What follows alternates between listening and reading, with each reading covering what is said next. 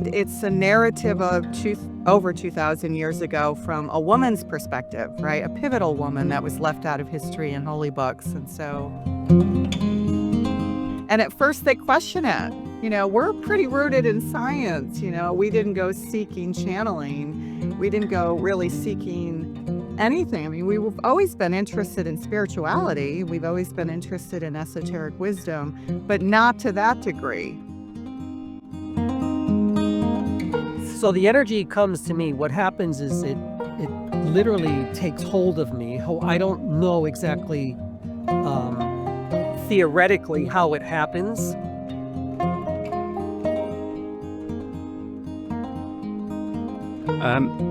Renee and Anthony, thank you so much for coming on. Can you tell us a little bit about your book, the latest book, which is Magdalene's Journey? Oh, wow. We're going to dive right into the book. Yeah, let's go. Exciting. Yeah. So the book just came out in January. So it is brand new, fresh off the press, so to speak.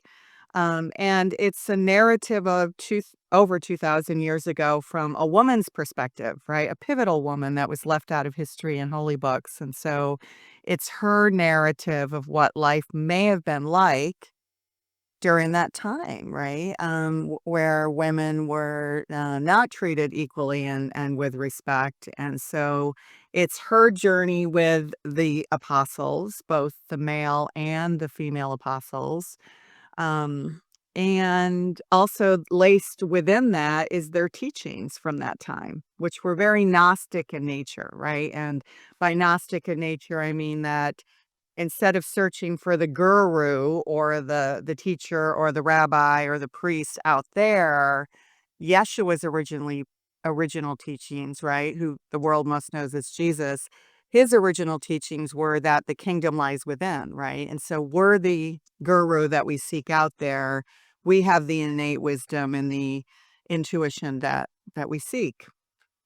It's all right here. Yeah. Excellent. Anthony, is there anything you wanted to add to that as a co-author, as it were? But we'll come back to how that worked. Yeah, I'll say that the book is unique in that there are three aspects of the book itself. It's channeled, there's research within the book itself, and Renee created a narrative around the entire book as well. So it's unique in that way because I don't think there's another book out there that's ever been created in this manner. Right. So what you're saying is it's very fundamentally, you've got channeled text, and then you've done research around, created the narrative, the fictional narrative, weaving it together and bringing two elements together, which I believe is the past and the present. Is that right, Renee? Yeah, a little bit like, I don't know if the UK audience knows the series that we got over here called Outlander. Right. That's sort of a visionary, I could see that as visionary literature, which is also the category for the book. A bit like The Hobbit, a bit like, so many visionary pieces of work. And so it's a little bit like that, where our story is weaved into the story of Yeshua and Magdalene, right? Of a couple where this channeling experience happens to them. And at first they question it. We're pretty rooted in science. We didn't go seeking channeling. We didn't go really seeking anything. I mean, we've always been interested in spirituality. We've always been interested in esoteric wisdom, but not to that degree, right? We're pretty grounded. I came out of tech and science, and Anthony's a speech pathologist. I mean, we're both pretty rooted in the here and now, the earth realm. And so when this happened, it was a wild journey for us and really outer worldly and unbelievable. Is this possible? How is it scientifically possible?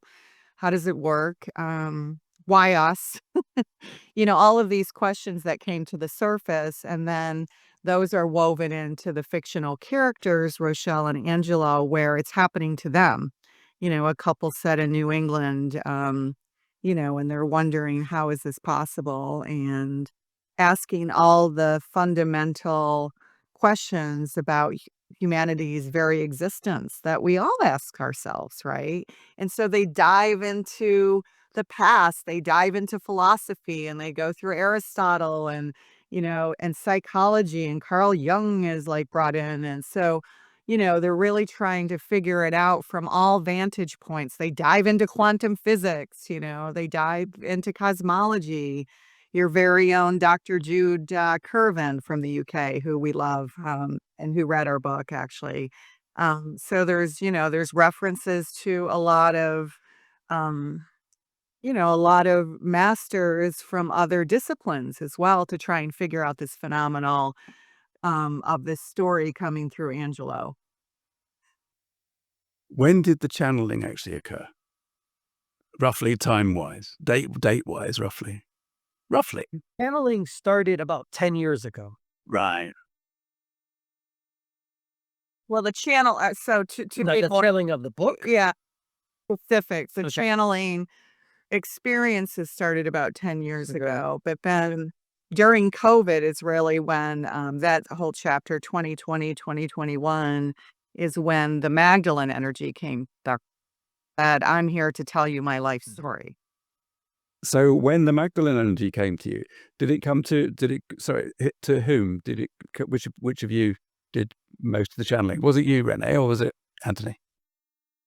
Well, Anthony is a full embodied channel, meaning don't explain that a little bit more about how that works. So the energy comes to me. What happens is it literally takes hold of me. I don't know exactly um, theoretically how it happens. I might have an Hypothesis.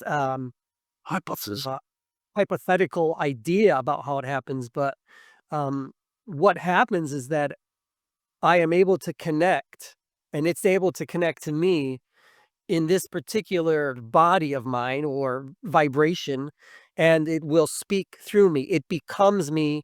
I become it. It's like a merging. It's a merging together of energies. That's really what it is. So when Miriam came, Magdalene, we didn't really know who she was. We knew her through religion, through Catholicism, a little bit, but she slowly connected with me and wanted to tell her story through us. Which baffled us, to say the least. Of course, as I by, and most people do not channel Miriam of Magdala. Yeah, yeah, yeah. But then you channeled lots of different beings before this. Did they have distinct characters as well, or was this Magdalene energy the first kind of unique aspect that you brought through? Each being has a certain frequency, and I always say we tune into it. There's a frequency, and its characteristics change.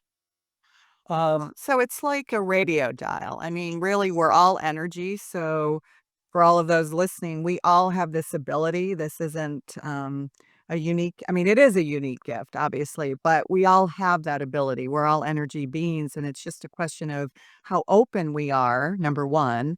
Do we have the intention? Do we have the interest? Do we have the, I guess you could say, the willingness to be open to other dimensional realities and tune into that? And that's really what was happening. I mean, we had gone through a lot of other channeling experiences. Melchizedek, who I know you're familiar with because you've had Paul Selig on your show. That frequency has come through, and Metatron and some other energies as well. But, then one day these two energies, Yeshua and Magdalene, came through and said, you're here to bring the masculine and feminine together. Get on with your life's work. And we're like, what? Wait a minute. We have professions. I can imagine that it would be quite a impactful kind of process. But the energies were describing it as your soul's work at that point. Yeah. Yeah. Magdalene and Yeshua came through. They did. Yeah. Yes. They often call it that. Mm. We don't necessarily call it that, but they do. But it does feel, but I will add to that, it does feel aligned. And by aligned, I mean, not with the religious aspect at all, or the perceived religious aspect, because in the book, Magdalene and Yeshua both talk about how they weren't really religious in the religious perspective. They were people of God or people of spirit, but they weren't traditional. in many ways. They broke all the rules. But they do emphasize their Jewishness in who they were. They were not Christian. It didn't exist at the time. And nor did Catholicism But exist. they did practice as many of the Jewish laws as they could. And they did participate in the holidays as well. But broke most of the other rules. They did. I call them the hippies of 2,000 years ago, basically. That's who they were. Yeah. I could see that. Yeah. They were all about love. Yeah, they were all about love. Right, all about love. That's what you saw. It just dropped out just as you said that, which is the key thing. So yeah, go on. So the messages that are in the book, Ben, as they came out through both the channeling and the narrative, fictional narrative that you've woven around it. Some of the main themes. Do you want to explain some of those? I'll start with that because I'm a woman. A big theme was how many other pivotal women were left out of history and holy books. And so, she's here with a story to tell. And it's a far cry from the story that has been depicted by the patriarch for millennia, where there were no women followers. How could there not be women followers, right? And so it was very convenient for the powers that be, initially the Romans, right, who were in power at the time, and then later on the Catholic Church, and so on and so on and so on, just to keep that power in play and to keep control, right, to keep us controlled, really. And so, if the power is within, then you don't need a synagogue or a church or a mosque or an institution, right? Not to say that, not to say in Yeshua and Magdalene they also say, religion when used from a perspective of community and support, is a great thing, right? There's nothing wrong with it. Find the goodness in your religions and discard what doesn't work for you. So they're not in any way trying to replace that, but they are saying that if it is based on divisiveness, control, fear, rules, laws, things that don't feel that light you up, or, as a soul, or of who you are as an energy being, then discard that, focus on your own innate wisdom. So it's really about giving the power back to the individual, and certainly about giving the power back to women, and remembering their true essence of who they are. That's a big part of the book. And then if you want to talk about Well, Miriam definitely makes it known that she was one of the major players behind Jesus, and that he didn't heal alone, that she healed along with him. yeah. And she was the instrumental in preparing him for his journey. Even the journey to the cross, if you will. That she was there to prepare him for that. And she definitely makes that known. She's all about the woman. Yeah, All about the woman the rise of rising the or ascension, the feminine aspect. And which, by the way, for the men who are listening, it does not exclude men. No, it doesn't. It's really about the feminine principle and that balancing of masculine and feminine. And so, yeah, it is about the rise of the feminine, but it's also about the rise of the feminine in society. So that just simply means balancing things out from where they have been for far too long, which has created imbalance on the planet. And so we absolutely need men. They've gone through the trauma too, Right. of, not stepping into their power in a divine way. Yeah. The message of unity. What you're really saying there is the balance of the male and female in everybody, is the root of the power, but also obviously that is the mechanism of connecting to upstairs and allowing the internal aspect to show itself in that balance. So what would you like them to do as a result of reading the book? Oh, that's funny. I mean, because, Yeshua's big message in the book, which is laced throughout, by the way, is not to do less, to, To do less. to do less and be more. So be more present, right? And I think that's a big message. It's funny because there's a whole chapter, it's chapter 21, where Yeshua has the whole chapter to himself, and it's this transmission, and it's this call, an urgent call to humanity to wake up and come together and stop this divisiveness and, the way that we've been inappropriately behaving for far too long. Land grabbing and money grabbing and, whatever, taking advantage of our fellow man. And so, very simple to the messages from 2,000 years ago, the original messages, the original true teachings, right? Which were, to treat your fellow man or woman as you would like to be treated. I mean, really basic things, but to love each other. First and foremost is to love each other incessantly. That message is over and over and over again. They say throughout the book that the message is so simple it's hard, right? You're looking for something big and grandiose, but just love each other, and treat each other kindly. Treat yourself kindly. Love yourself. These are very fundamental messages. Yeah, I mean, many people get frighteningly close to skirting with psychosis as a result of that kind of Kundalini awakening or spiritual awakening, whatever you want to say. But I mean, there are millions of people waking up and experiencing these, what they would consider to be bizarre experiences. We don't need to think about why that might be, but fundamentally, what your book is, it's kind of, it's an interesting one because it must be basically a manual for life once you've accepted that this stuff is not making you crazy. Does that sound like a really basic sort of summary? Yeah, it does, because, the title itself, right, Magdalene's Journey suggests it's only her life story, but you're right, it's really more of a manual or a Bible, a secular Bible, if you wanna call it that, about love, it's, a lot of our readers, and it's very early, it hasn't been out very long, but a lot of them, earmark things and, put sticky notes everywhere, and they're going back to the teachings again and again.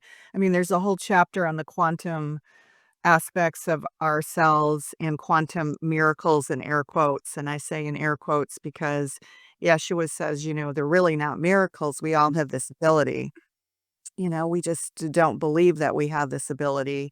There's a beautiful bridge that also happens in the teachings throughout the book and in the teachings in our work through our memberships and communities that spirit, the spiritual aspect of who we are and science is coming together again, which, They'll stress as consciousness, as your science expands, so does your consciousness as well. One of their big messages. yeah. Right. Right. Yeah. Yeah, I mean, science is simply a way of assimilating the world, isn't it? And if we look at the spirituality as a concept, is exactly the same. It's just a different way of doing it. It's inevitable that they will both come together. So, tell us a little bit about your background, because obviously we've talked about the book there. We've talked. You've clearly, as you said, you're very grounded, both of you. You've got some understanding there of the science behind some of this stuff. So what's the background for each of you? Where did you both come from? Well, we both came from the East Coast, upstate New York. Interestingly, I lived in the UK for about 7, 8 years, and so I have a very strong connection to the UK. I love it. I feel very, very rooted there. I lived in Epsom in Surrey, and I lived in London for years. I went to college in London, actually. So Richmond, wasn't it? Yeah, I did. Like, I don't know how you found that, but That's on your website. oh, is it? Okay. Yeah, I went to Richmond and, lived in South Africa for a while, lived in the Middle East, lived in 11 countries actually. So throughout the world and then traveled to about 95. And then I started my career really in tech. I was in technology as a publicist for a very long time and then worked for other people and then started my own agency and brought startups to life through branding, messaging, and all of that. But I always had an esoteric side. I did Wayne Dyer's workshops and Tony Robbins and Deepak Chopra. But a lot of it was really that the marrying of the science and and spirituality because I was always very grounded. But, ironically, I was baptized Episcopalian, Lutheran, Methodist, and went to a private Catholic school. And then I lived on a kibbutz for a while in Israel. So I was really a mishmash, the life of Pi, the little Indian boy in Life of Pi. That was my life, where my family couldn't really decide what religion. And then, oh, I forgot. I went to a born again Baptist summer camp where I taught canoeing, just to throw that on for good measure. So I had all of these, layers, and, it's no wonder that I ended up going towards Buddhism when I left all of that behind because I wanted a different, pathway. So, I was on kind of a deep journey when Anthony and I met. And we'll I'll tell you a little bit about me. Now, what she didn't say is that Renee and I come from the same hometown. Okay. We met at our high school reunion. Um, so there are no coincidences, just synchronicities here. And my life was a little bit different. I grew up in a In a haunted house. Excellent. and I grew up Roman, Judeo, Catholic. But there's a lot of things behind that as well. By profession, I am a pediatric speech and language pathologist. I think in England you might say logopedist or logopedist. I don't know. I'm not sure but what I do, Best. speech and language therapist. Yeah. Yeah. So I work with children. I've worked with all ages, All ages. Yeah. but I focus on the Hispanic community because I speak Spanish, And special needs. and children with autism and Down syndrome, spinal bifida, all of these cognitive problems as well, and learning problems. And And he speaks 5 languages. yes, more or less, it depends on the fluency, depends on how often you use it. So that's what I do. Again, I want to tell all of the viewers out there, when you're going through a process like this, no one says you have to leave your profession. You can combine them in the way you like. So I still practice as a speech and language pathologist to this day. I've practiced I've practiced meditation through my yoga practice Mhm. and energy work through Kung Fu, Yeah. but Martial arts. I never was seeking to be a channeler or anything of that nature. But he is a big meditator and yogi. And I think that that's an important piece because you were allowing yourself to still the mind. Something happened when I started doing yoga about 12 years ago, 13 years ago. Yeah. Because the discipline of martial arts is conditioning the body and the mind, isn't it? Is that right? Yes. Right. Yes. Yes. And so you progressed. You developed yoga at the same time as doing the martial arts, or I mean, towards the back end there. So yeah, you were fundamentally, without realizing it, training your mind and body to be receptive as a potential channel. In a manner of speaking, yes, I was, without knowing it. It just seemed to happen. Maybe on a higher level, my Mm. soul self, authentic self, as Miriam will say, was preparing me for this journey. That quite often, the ego self, the human self, is really, really good at getting in the way of the soul's journey to actually be what it wants to be and why it has incarnated in this form. Does the book say anything about that kind of aspect, about the good old ego getting in the way all the time? Does it say anything about that a little bit? It doesn't fixate on it, but it does bring it up. It absolutely brings it up, but it does use the language ego, but more so it uses the language of higher self. So the higher self versus the smaller self. Paul's analogy, the upper room, right? So I would say the higher self stepping into its purpose, and kind of the smaller self, which is really the ego self, that has a job to do. It protects us, it does have a job to do, but you just don't want to let it get in the way of joy and love and connection, right? These are the things that the ego sucks at. Yeah. Definitely through this journey, when the smaller self or the ego self is taking over. And when it does, it doesn't feel good anymore. It's like, I can't go back there anymore. I can't do this anymore. That's not who I am. And it doesn't feel right. It doesn't feel aligned. We start with identity in almost every single esoteric tradition, right? Their spiritual teachings start with identity for a reason, because we are not this. I mean, we are this. We're a perception of this, says science, by the way. We're a perception of this, but we're biophotons, we're energy, we're light. And so we're so much more than this physical self. And I think the belief systems are what get in the way of us really getting to that higher self, and living from the place of our higher self. Yeah. Yeah. Sorry, Anthony, I thought you were going to say something there. Well, you Well, just I think one of the main messages too that comes through often is, and I think the book does touch upon it, is that no matter how you connect, no matter how much you know your oneness with God, with source, with who you are, the most important aspect of being human is here. It's the here and now and the present moment. It's the touching, the feeling, the talking, the community.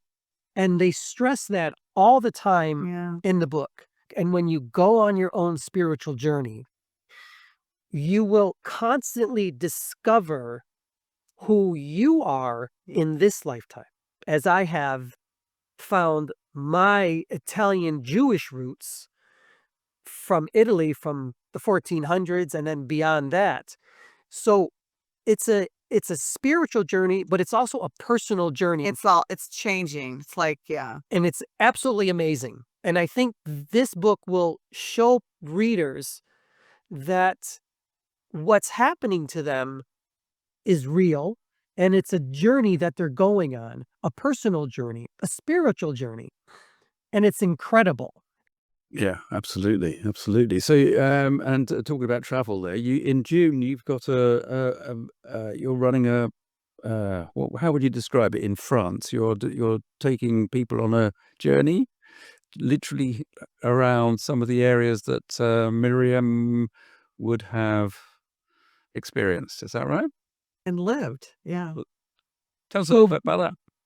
Yeah, it's what's fascinating is when I go into these areas, whatever the area is particular, I know that Miriam will come through and she'll stay with me literally for days on end. I can be in channel for days on end. Which is very bizarre for me, Yeah. because then I've been into a woman for about 5 days. Very bizarre. Or the other guys, when he's in channel, he flicks his hair around, he wears scarves. It's just very bizarre. So she'll come and she will talk about the caves. She'll talk about her journey. She'll talk about her life. She'll talk about everything that she's spoken about in this book and what her life was like in France. Yeah, and the importance of the 7 female apostles that she lived and traveled with as well. That was also a very big part of her story. A 7 is quite a number. Yes, it is. Yeah, why 7, right? It is a lot. As I get older and older. Yeah, but it's a sacred number. It's definitely a sacred number. And so I have to ask, was there any connection at all in any of this with Rennes-le-Château in that part of France? I think maybe you're visiting further south, are you? I started outlining a little bit about where we are going to go, including the caves that everybody knows about, but I think Miriam's going to guide us. And, there has been some mention of going a little bit further north. I don't know if it's going to be on this trip or another one, but I think you're on to something there. Yeah, that it's beyond just the caves that we know. Yeah. And what's the best website? The website is bluesoul.com? Blue Soul Earth. Blue Soul. So Yeah. you say it without me interrupting you each time. Our website is bluesoulearth.com, and we also have studywithspirit.com is another website where a lot of our recorded courses are. So you can find things on sacred geometry and the soul and masculine and feminine balance, a lot of different teachings, the multidimensional soul, and there's guided meditations there as well. And that's where you can also sign up for one of our membership programs at studywithspirit.com. And then we have a podcast too, more science and spirituality focused, and that's Blue Soul Chats on all of your favorite platforms. And then, am I missing anything? Oh, magdalenesjourney.com for the book. Yeah, we're a website for that too. And we're Blue Soul Earth on all social media too. It's fine. Just briefly before we go, Anthony, Rome. I was there for about, I was there for a job. So I saw the inside of a conference room, but for about 40 minutes, I ran round the center of like the center of Rome, right? But it was absolutely amazing place. So do you kind of pick up feelings about places like that? Well, wherever there's energy is everywhere. Yeah.